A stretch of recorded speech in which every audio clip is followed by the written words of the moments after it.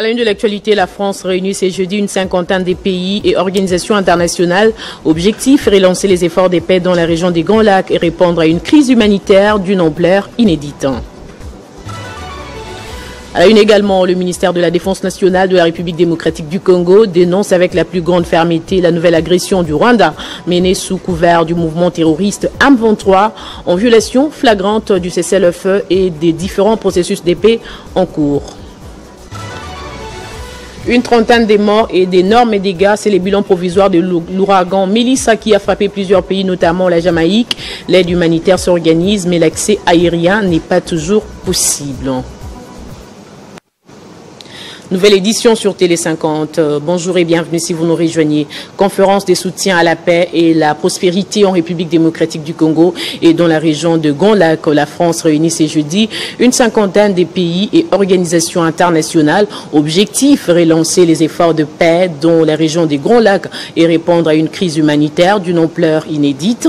L'opposition congolaise dit craindre que l'on se trompe des priorités. La conférence devrait se concentrer plutôt sur les questions humanitaires où cessez le fait et la mise en œuvre de la résolution 2773. Étienne Tambois pour ces reportages.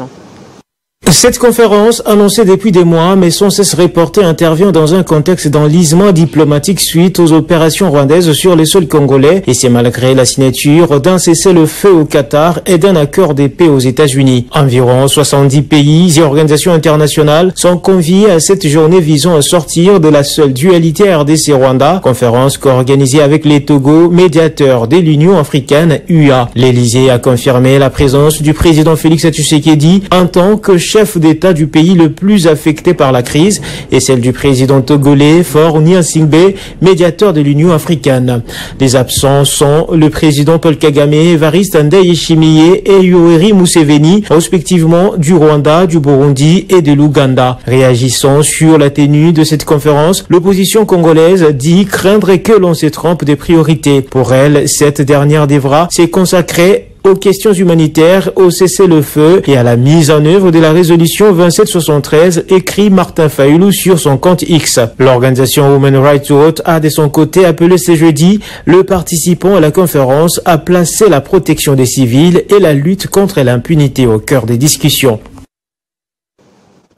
Dans l'actualité également, le chef de l'État s'est adressé mercredi aux populations du Nord et Sud Kivu à l'occasion du 29e anniversaire de l'assassinat de Monseigneur Christophe Mundi-Iroi. Selon Félix Tshisekedi, le mois d'octobre pour ces deux provinces est un rappel de 30 années d'agression, des déplacements forcés, des familles arrachées à leurs terres, des villages incendiés, de mères endeuillées et orphelins. Le président de la République a, à cette occasion, renouvelé ses encouragements, sa solitude et ses condoléances à l'archevêque métropolitain de Bukavu, l'ensemble de son clergé et à tous les fidèles de l'archidiocèse de Bukavu. Dans son adresse aux populations des provinces du Nord Kivu et Sud Kivu à l'occasion du 29e anniversaire de l'assassinat de Monseigneur Christophe Mundi-Iroi, archevêque de Bukavu, le président de la République Félix Tshisekedi écrit que ces mois d'octobre portent les cicatrices de l'histoire, aussi des noms de celles et ceux qui se sont dressés main nue contre l'humiliation, l'occupation et l'injustice. Il porte également, selon Félix Tshisekedi, le visage de ceux qui ont donné leur vie pour que le monde entende la vérité sur les objectifs cachés et les conséquences de la guerre imposée à la RDC à partir de l'Est. Le chef de l'État fait donc allusion aux martyrs tombés parce qu'ils ont refusé de se taire, notamment Monseigneur Christophe Mundi-Iroi Ngambo, assassiné le 29 octobre 1996 à Bukavu, au tout début d'une nouvelle guerre d'agression contre la RDC. Les communiqués soulignent que le mois d'octobre pour le Nord Kivu et pour le Sud Kivu est un rappel des 30 années d'agression, des déplacements forcés, des familles arrachées à leurs terres, des villages incendiés, des mères endeuillées, d'enfants orphelins. C'est un rappel que notre territoire a été trop souvent soumis à la prédation par des forces extérieures et leurs complices locaux. C'est aussi un rappel que malgré cela, vous n'avez pas renoncé à la dignité. À cette occasion, Félix Tshisekedi, président de la République, a rendu hommage aux hommes et aux femmes tombés pour avoir défendu l'honneur de la République, aux familles qui, malgré la peur, refusent d'abandonner leurs terres, aux prêtres, aux religieux, aux chefs coutumiers, aux leaders communautaires, aux journalistes courageux, à toutes celles et tous ceux qui parfois au prix de leur vie maintiennent la parole du peuple et défendent la vérité. Aux forces armées, aux services de sécurité, aux jeunes patriotes résistants aux Wazalendo qui défendent les territoires, souvent dans l'ombre, parfois sans reconnaissance, mais toujours avec un amour inconditionnel de la patrie. Je le disais au sommaire, dans un communiqué officiel signé par le VPM de la Défense nationale, Guy Kabombo, lu par le porte-parole des FARDC, le général-major Ekenge Bomoussa, le ministère de la Défense nationale de la République démocratique du Congo dénonce avec la plus grande fermeté la nouvelle agression du Rwanda menée sous couvert du mouvement terroriste M23 en violation flagrante du cessez-le-feu et des différents processus de paix en cours. Le ministère de la Défense nationale et anciens combattants a suivi avec attention les derniers communiqués contradictoires des rebelles de l'AFC M23 soutenus par le Rwanda, prétextant la violation du cessez-le-feu par les forces armées de la République démocratique du Congo. Ces communiqués traduisent leur intention manifeste de saboter les processus de Washington et de Doha, comme ils en ont l'habitude. À ce sujet, le ministère de la Défense nationale tient à porter à la connaissance de l'opinion nationale et internationale les précisions suivantes. La République démocratique du Congo continue à subir l'agression de la part de son voisin le Rwanda sous les couverts de l'AFC M23 en dépit des processus de paix en cours et de la main tendue de son Excellence Monsieur le Président de la République, chef de l'État, commandant suprême des forces armées de la République démocratique du Congo. Contrairement aux allégations contenues dans leur communiqué, il s'observe un renforcement des dispositifs de la coalition rebelle, tant en hommes qu'en matériel provenant du Rwanda, ainsi que des attaques répétées des positions des forces loyalistes. Dans les zones occupées, les populations subissent des atrocités et des graves violations des droits humains. Ces dernières sont utilisées comme boucliers humains par l'agresseur. Le gouvernement de la République a le devoir sacré de protéger la population et ne peut en aucun cas la soumettre à une quelconque souffrance de plus. Sa préoccupation majeure demeure le rétablissement de l'intégrité de son territoire. Les forces armées de la République démocratique du Congo restent mobilisées, disciplinées et engagées pour défendre l'intégrité territoriale, protéger la population et restaurer la paix dans toutes les zones occupées. Le ministère de la Défense nationale appelle la population à rester calme et vigilante et à faire confiance à son armée. Et les deux chambres du Parlement congolais ont adopté mercredi à l'unanimité le projet de loi autorisant la prorogation de l'état du siège en vigueur dans les provinces du Nord Kivu et de l'Ituri. C'était lors des plénières tenues au Palais du Peuple sous la présidence respective de Jean-Michel Samalukonde au Sénat et d'Isaac Jean-Claude Tshilumbai à l'Assemblée nationale. Honorable Président du Sénat, honorable membre du bureau du Sénat, honorable sénateur, j'ai l'honneur et le devoir républicain de soumettre à votre auguste assemblée pour examen et adoption le projet de loi autorisant la prorogation d'état de siège sur une partie du territoire national, tel qu'adopté par le Conseil des ministres lors de sa réunion du vendredi 24 octobre 2025. L'Est de notre pays demeure le théâtre d'une guerre d'agression et d'une occupation illégale menée par le Rwanda et ses supplétifs, AFC M23, auxquels se greffent plusieurs groupes armés locaux et étrangers sèmant la mort et désolation dans les provinces de l'Ituri et du Nord Kivu.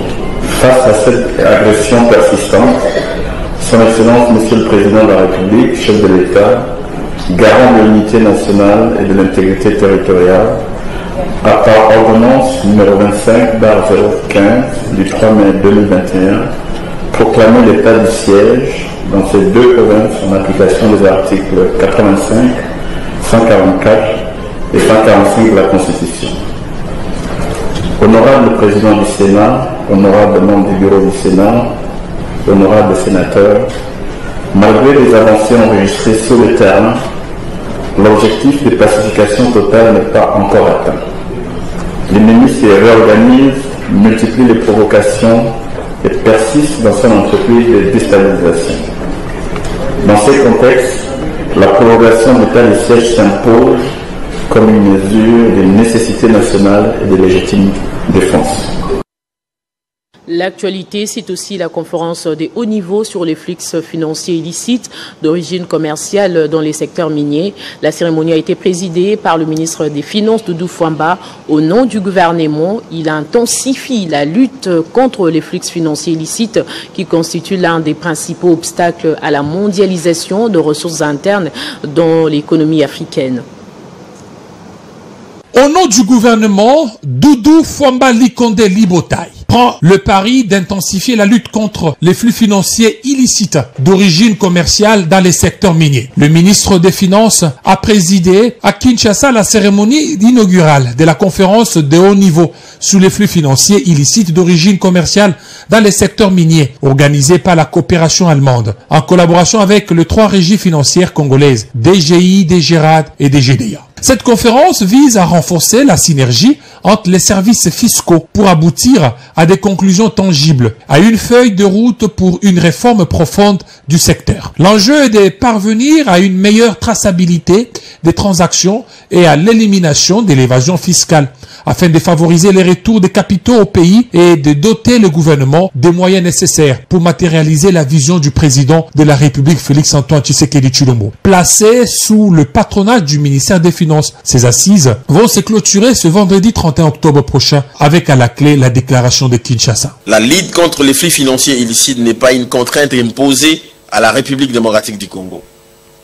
C'est un choix de souveraineté, un devoir de justice sociale et une condition de développement durable. En déployant ces actions, le gouvernement, selon le ministre Doudou Fwamba, entend protéger les richesses nationales et restaurer la confiance dans la gouvernance financière afin de transformer la richesse minière du pays en un levier de développement réel et inclusif. La cérémonie inaugurale de la conférence de haut niveau sur les flux financiers illicites d'origine commerciale dans les secteurs miniers a rassemblé une pléiade de hautes personnalités, dont le président de la commission ECOFIN de l'Assemblée nationale, les vice-ministres des Finances et du Budget, l'ambassadeur d'Allemagne à la République démocratique du Congo, pour ne citer que cela.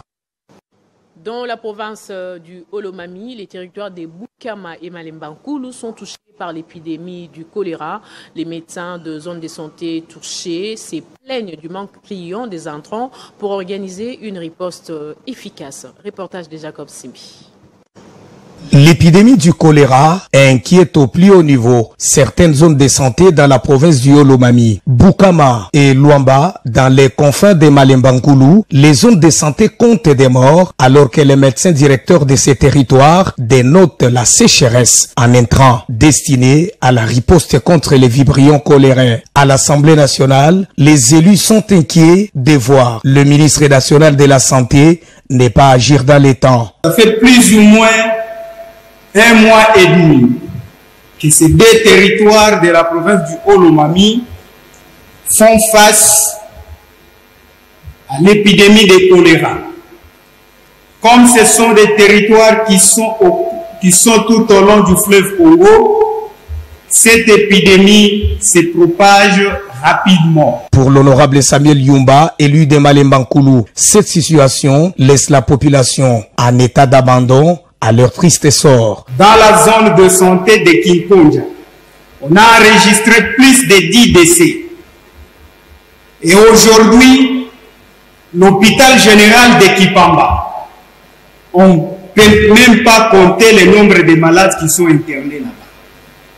La semaine passée, honorable président, c'était dans la zone de santé de Luamba, c'est dans le territoire de Malembankulu.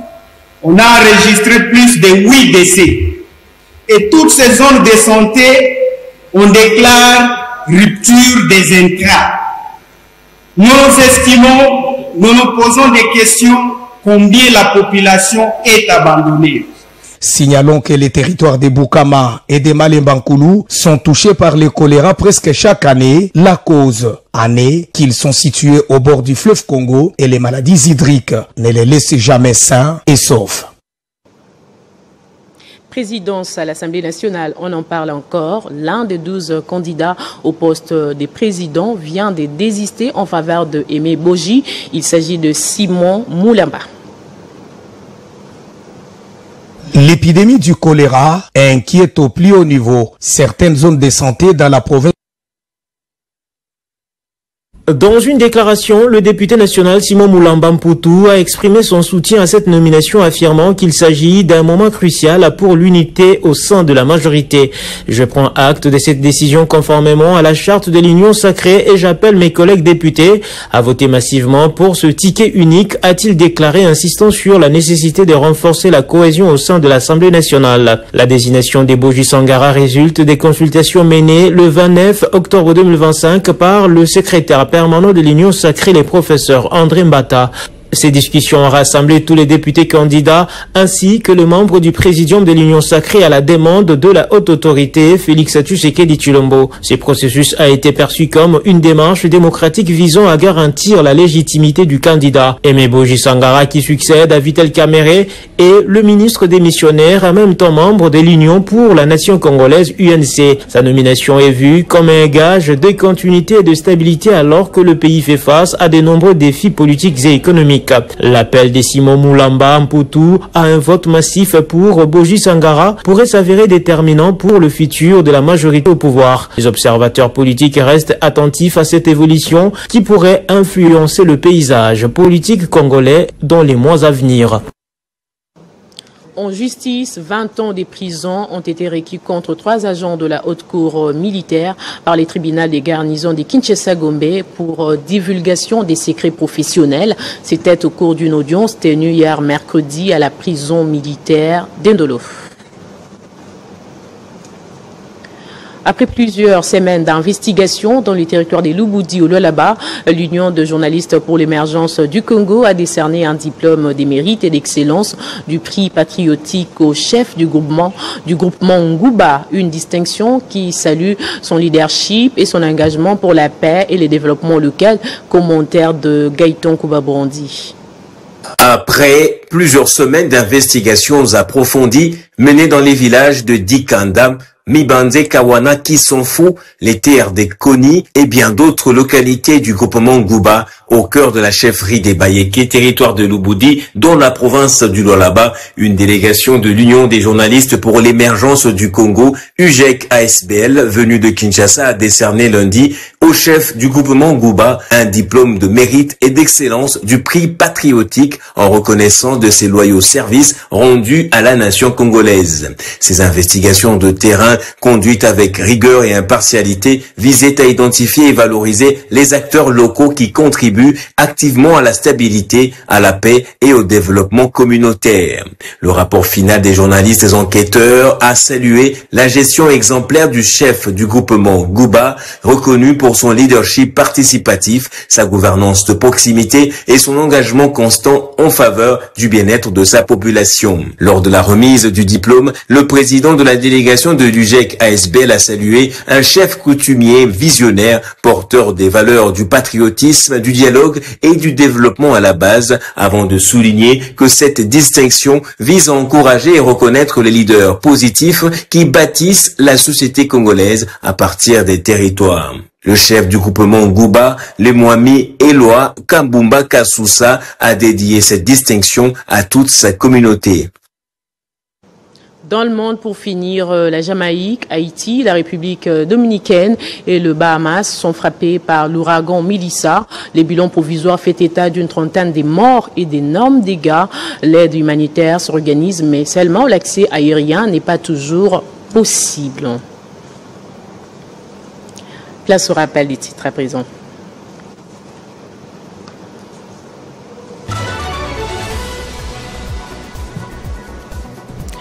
La France réunit ce jeudi une cinquantaine de pays et organisations internationales. Objectif, relancer les efforts de paix dans la région des Grands Lacs et répondre à une crise humanitaire d'une ampleur inédite.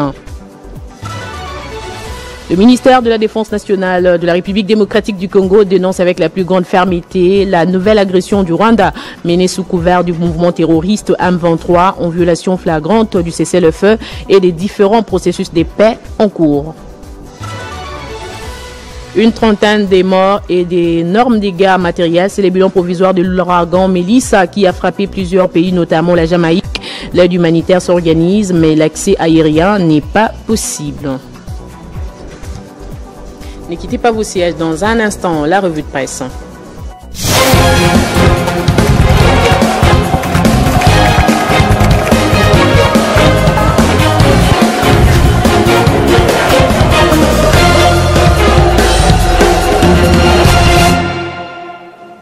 Et c'est avec Moïse Chamala qui me rejoint de l'autre côté du studio. Bonjour et bienvenue Moïse. Bonjour Jenny Kaembe, merci et bonjour à tous ceux qui nous suivent de partout dans les mondes.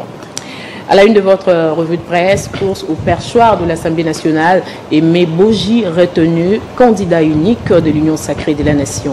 Exactement Jenny Kaembe, les suspens n'a pas duré assez longtemps. On envisageait déjà une nomination au sein de l'Union sacrée d'Aimé Boji car tous les indicateurs pointaient du bon côté. Nous commençons avec Jeune Afrique qui écrit à sa une, ici en RDC, Aimé Boji devrait succéder à Vital Kamerhe à la présidence de l'Assemblée nationale. Et bien, Jenny Kaembe, Aimé Boji a mis 11 de ses concurrents au tapis au cours d'une courte campagne à l'issue de laquelle il a été désigné candidat unique de l'Union sacrée de la nation pour la présidence de l'Assemblée nationale. Pour les quotidiens La Prospérité, le suspense qui planait sur la désignation du candidat de l'Union sacrée de la nation au poste stratégique de la présidence de l'Assemblée nationale élevé en misant sur cet ancien ministre de l'Industrie, l'un des cadres discrets mais influents de la plateforme AAUNC. Info 27 estime que le chef de l'État envoie un signal d'équilibre politique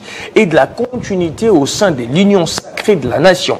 De son côté, indique tempête des tropiques, c'est grâce à la sagesse du président de la République décidé à instaurer un climat de paix et de sérénité au sein de la majorité parlementaire pour se faire fait valoir les sentiments des concordes nationales et des cohésions et des solidarités à l'Union sacrée. Ces choix expliquent Forum des As, fruit des discussions au sein de l'Union sacrée, vise à rassembler la majorité et à éviter toute division alors que l'Assemblée nationale traverse une période sensible en attendant la publication du calendrier. Aimé Boji Sangara peut déjà compter sur les soutiens de l'AFC, des Modeste Bahatili-Kouibo et de l'MSL de Jean-Pierre Bemba, les deux partis qui ont publié des communiqués, des soutiens à la candidature d'Aimé Boji comme étant président de l'Assemblée nationale. Je le disais dans le journal Nouvelle Rencontre entre le président de la République, Félix Tshisekedi, et son homologue rwandais, Paul Kagame, à l'occasion de la conférence sur la paix et la prospérité dans la région des Grands Lacs.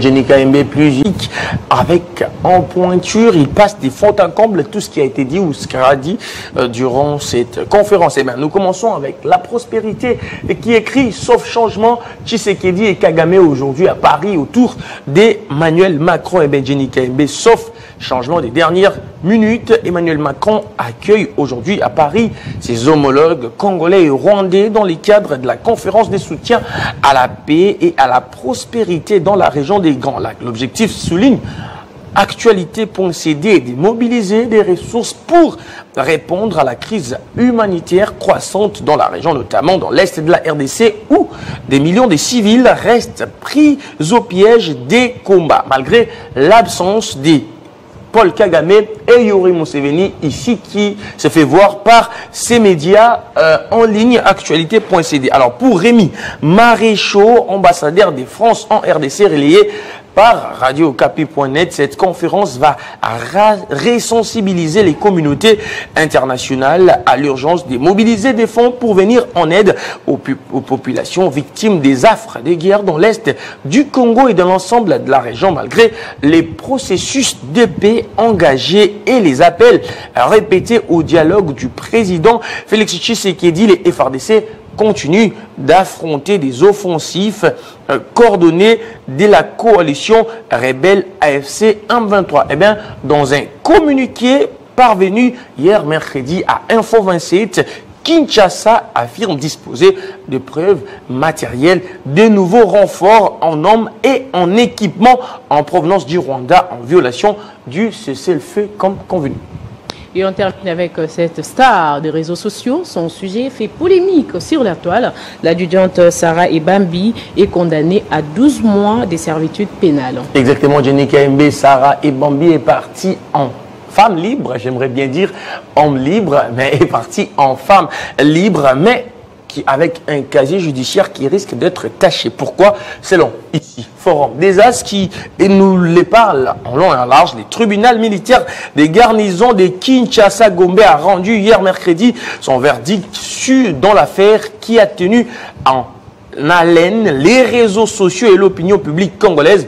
L'adjudante Béanché Sarah et Bambi Bongoma Koli poursuivi pour diffusion sur TikTok des photos la montrant en tenue militaire aux côtés de son fiancé a été condamné à 12 mois de sursis. Jenny Kaembe, 12 mois de sursis pénal principal assorti d'un sursis de 12 mois, une décision qui suspend la peine de prison mais qui place la prévenue sous surveillance stricte en cas de récidive. Abordant les mêmes sujets, Info 27 rassure que l'adjudante Sarah Ebambi pourra donc célébrer son mariage prévu ce 31 octobre tout en restant sous surveillance si elle revenait à enfreindre de nouveau les règles.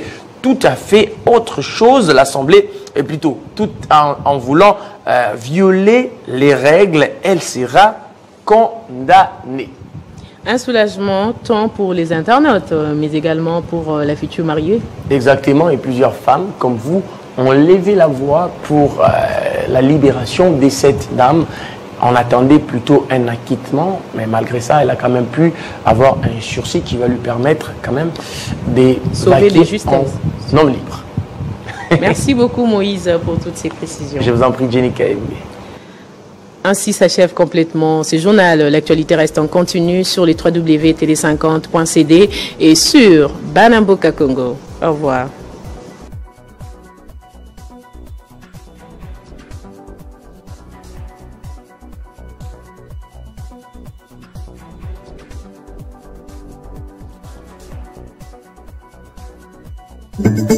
Retrouvez toute l'actualité en continu sur www.tele50.cd.